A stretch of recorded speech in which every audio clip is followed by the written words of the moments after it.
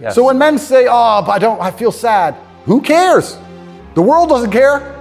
All the men who are out here to destroy you and take your girl don't care. So why do you care? Like the person who should care least is you. You're the only person who wakes up every day who should have a genuine vested interest in improving your life. Nobody else wakes up and wants to improve your life, only you. So if nobody else cares about how you feel, why do you care? I've said for a very long time that life for the average man is going to get harder and harder. It's becoming more and more competitive. You need to find more and more ways to stand out and be unique. And the only way to really do those things, unfortunately, as a man, is to suffer.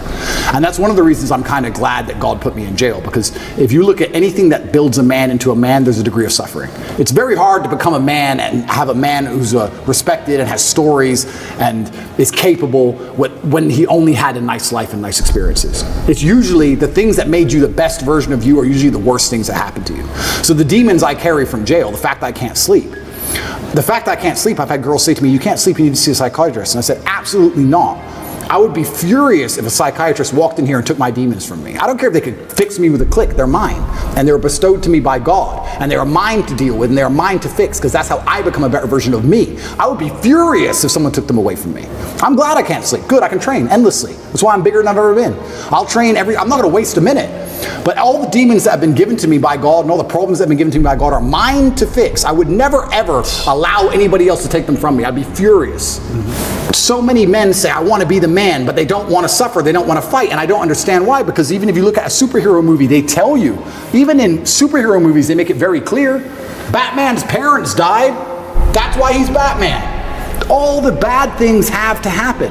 There's no way to get there without the bad things. I get so many emails from people complaining about their bad things, and I don't have time to reply to any of them, but if I could, I'd say, good luck, congratulations, off you go. Of course she broke your heart. Of course you're sad, of course you miss her. She's with me now. That's life. That's part of it. That's the only way you're gonna get to that level of resilience. You can't become the man any other way. I truly believe that God is extremely giving. There's this saying, goes around, comes around. Completely true. But I would say it comes from God. God is keeping an eye on you, and he's paying attention to you, and he knows the kind of person you are and the kind of things you do. And I don't believe if you're actually genuinely a good person all of the time, that you're not gonna get some goodwill back to you. Look at my scenario. If I was being a piece of shit for years with all these chicks, I'd be in jail. I'd be in jail. I could have never seen this coming. But the fact that I was nice, paid their taxi home, bought them food, looked after them, are you okay? I know we broke up, I'm sorry, I know it hurts, I just did it. I was nice about all of it. Here I am, I'm fine. And so I could have never seen this Matrix attack coming. It's amazing how what goes around comes around. It's truly amazing. If you're good to people, if you're generous to people, if you're helpful to people, you'd be amazed how much influence you can build up. I say this to people all the time. I don't think if you're a hardworking person who is honest, who shakes hands, who tries to learn, who does what they're supposed to do, who has a good heart, that you're truly, really not going to be able to get what you want. I think the universe is absolutely and utterly giving. When I see somebody who says they want something and they don't have it, I don't even think they truly even want it. You can have anything you want in the world. When a guy goes, I want a six-pack, then why ain't got one? If you wanted it, you'd have it. You'd like it. There's a bunch of things I'd like that I don't have, but I don't want them. Everything I've ever wanted, I've got. I've never wanted something and not had it. Do you deserve to be happy? Genuinely, every single person watching this, go look in the mirror after this stream, go into the bathroom, look in the mirror. Do you deserve to be happy? Look yourself in the eye.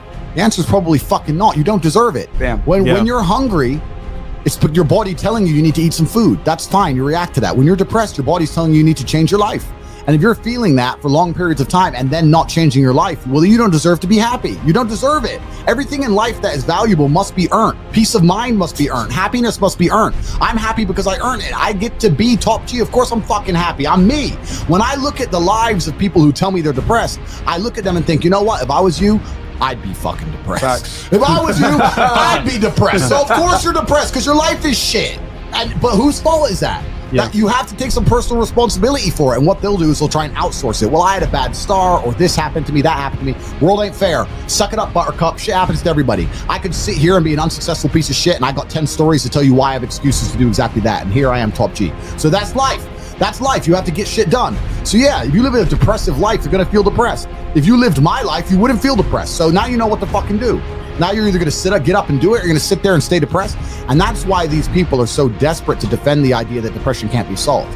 When you tell the world that depression can't be solved, what you're doing is absolving yourself from all responsibility. I no longer have to stand up and work hard and try and be something because it doesn't matter how hard I work because I'll be depressed anyway. They know that's a lie. They're just trying to fake, they're being ignorant on purpose to avoid doing the hard work. That's all it really is. The worst things on the planet could happen to me. I refuse to be a depressed person. I may feel depressed for a day, or I may feel depressive for a few hours, but I will never be a depressed person. I'm not the guy who walks with his fucking head down. I'm the guy who walks with my shoulders back and my chin up high. That's who I am as an individual, and I absolutely not refuse to change, and I cannot catch depression. All these people out here saying that depression is a disease, I can't fucking catch it. I'm immune. Because I'm living life, they're trying to attack me with everything they can. I can't catch depression. It's never happened, never fucking will. And I stand by that. Another thing that's really important, I say this all the time, nearly every word that comes out of my mouth is self-hypnosis. Every word that comes out of my mouth is self-hypnosis. And it's the same for everybody watching this. Every single word you speak is self-hypnosis. Every single thing you say out of your own mouth is almost more important than the things you hear from other people. Amen. You can't be sitting there saying, I'm depressed. I got a generational curse. I'm unlucky, bro. You can't be saying these things because you're reaffirming them within your mind. I don't do that. And as many people are going to sit there and say, Tate, you're delusional, you're a narcissist. You go through the world saying you're super lucky and that you're bulletproof and you can do all these crazy things. It's impossible for you to be depressed. You're a narcissist. Perhaps. Look at my life and look at yours. So let's talk about it let's look at it in pure metrics. Who came from a worse scenario at the start? Who had a worse background? Me. Who's now more successful? Me. Who's happier? Me. Who smiles more? Me. Who sleeps easy at night? Me. Why the fuck would I want to think like you? If thinking this way makes me a bad person, but I get fucking fantastic results from my entire life and everybody close to me gets fantastic results from knowing me and everybody close to me absolutely adores me, why would I want to adopt your thinking and be a sad fucking sack of shit sitting on the internet trying to cancel people like a dork? I don't want to be my enemies. There's not a single enemy I have that I'm remotely envious of in any regard. Every single one of them has a shit life and a shit existence. Mm-hmm. I already won. God's already punished them. God's already rewarded me. I know these things. I'm the luckiest man on the planet. You have to say these things and you have to truly believe them. We talk about the differences between men and women, but one of the largest differences is the societal view of how a man and woman are. The society looks at men and just thinks of us as workhorses. That's what we are. We always have been. And we still are to this day. And the workhorse isn't allowed to talk. Chicks are allowed to talk. We talk about chicks' mental health all day long. Oh, poor women, poor women. Yeah, poor chicks. And I'm not saying that women don't face struggles, but I'm not a woman. I'm a man. So I can talk about the struggles that men face because those are the struggles that I've lived through. I know that. I'm not going to sit here and talk about the struggles of women. There's plenty of women who already do that. But the second a man stands up and says, no, this is how certain men feel. This is how you fix it. This is how you deal with it. Because that's what I've been saying all along. I've been saying it's very difficult as life as a man. You don't get to just get pussy. You got to be a G. You got to get out there and you got to make yourself. You got to do it. It's not easy. It's very, very hard. Mm-hmm. I've been telling the truth about these things and they just want to shut me up. They want their eunuchs. They don't want people to strap their balls back on.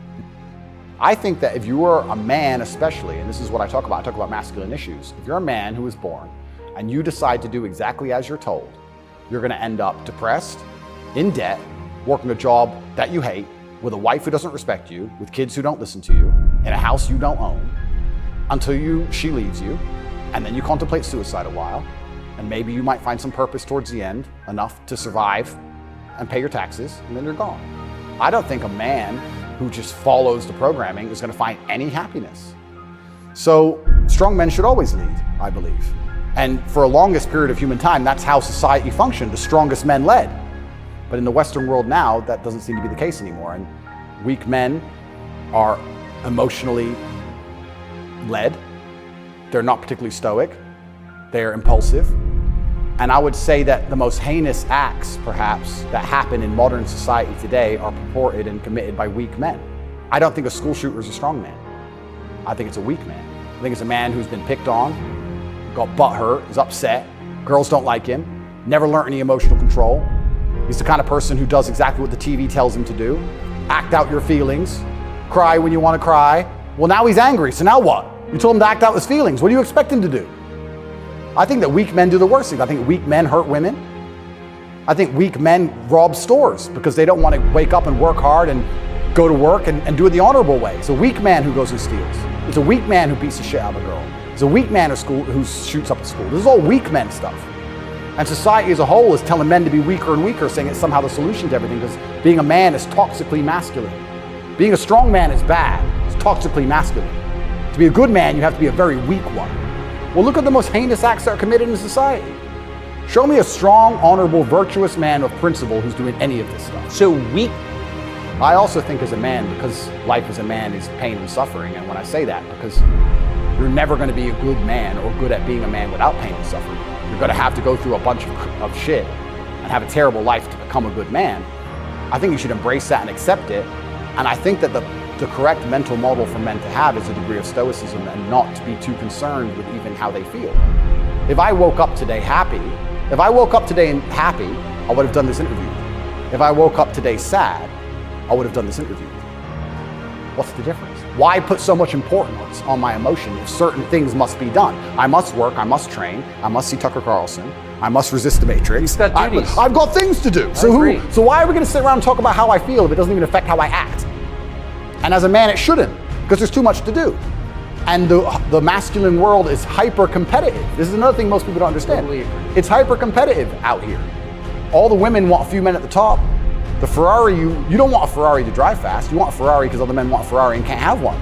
It's hyper competitive. So if you're competing against every other man for every dollar you make, every girl you see, the house you live in, the car you drive, the life you live, you're not going to be able to compete with the person who performs regardless of how they feel if you only compete when you feel like competing.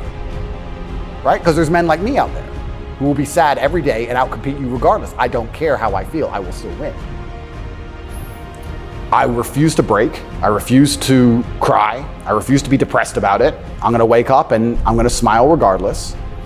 And regardless of what happens to me, I want everyone to know that, one, I would never kill myself, and two, I think that as a man, there's always going to be a degree of pain and suffering in your journey. I don't think you're ever going to become a successful man or be good at being a man without pain and suffering. And there's many times in my life where something terrible happened to me, and at the time, if I could change it, I would have. But retrospectively, you kind of look back and go, you know what, that was formulative for me. That's right. That is what God decided I needed to become who I became. So all of the pain and all the suffering I've ever gone through in my life ended up, in the end, building me into the person I am, and I'm proud of who I am. So if God decides I need to go back to a Romanian dungeon for however many days, then all I can do is accept it and accept his plan and accept that it's going to make me a better person and So deal with you it. see the hand of God in your life? Absolutely. I think that he's the best of planners. And like I said, if you retrospectively analyze all the times in life you wish you could have changed things, yes, he knew better.